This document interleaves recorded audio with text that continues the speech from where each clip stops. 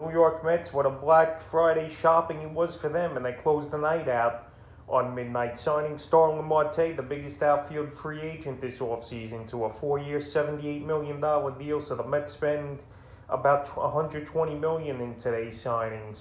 But Starling Marte was the big fish that I think the Mets wanted, and obviously they got their man here, paying him about $20 million a year, with a lot of teams in on him. We saw the Phillies, we saw the Yankees interested, we saw Atlanta interested as well, but right here the Mets get him.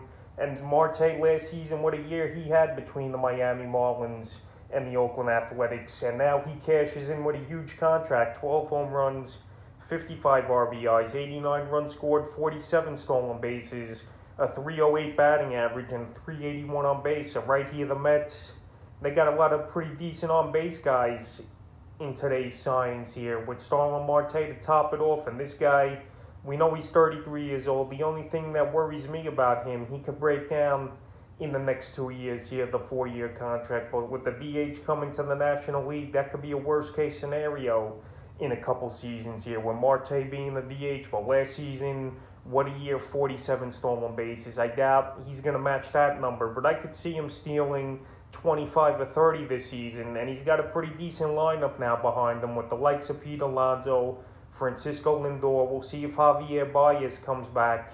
That's remained to be seen. Eduardo Escobar was a good signing, I think.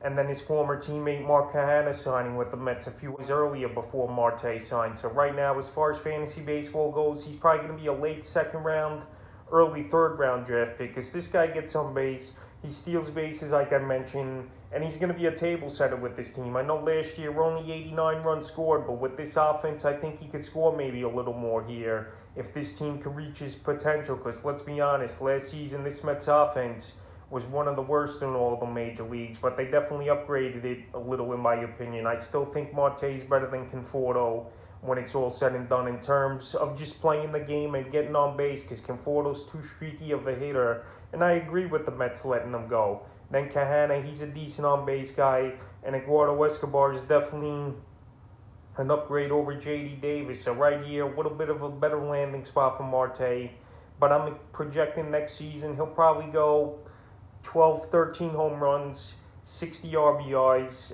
I'll say 25, 30 stolen bases, and probably a 280 to 290 average. Last season, I think he played over his head just a bit here, was Marte. But the on-base is definitely legit here. I don't think he'll be as high as 380, but he'll be a pretty good season once again. But I don't think he's going to match the numbers like he did last season. So the New York Mets get Starling Marte, a guy for seasons they've been trying to get, or at least been interested in. But it finally comes to fruition here after he gets a huge 4-year deal from the Mets.